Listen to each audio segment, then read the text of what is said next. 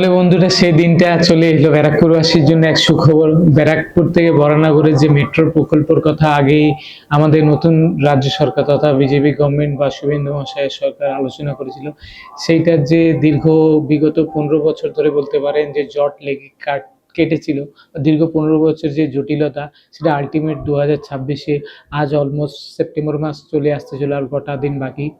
আজ সেই অ্যাপ্রুভালটা কলকাতা পুরসভা থেকে পেয়ে গেছে। একটাই সমস্যা ছিল যে বিটি রোডের নিচে যে জলের পাইপলাইন আমাদের আছে ব্যারাকপুর শহরে, সেই পাইপলাইনের অল্টারনেট ওয়ে দিয়ে মেট্রো প্রকল্পটা চালু করার যে অ্যাপ্রুভাল, সেটা সবুজ সংকেত দিয়ে দিয়েছে কলকাতা পুরসভা।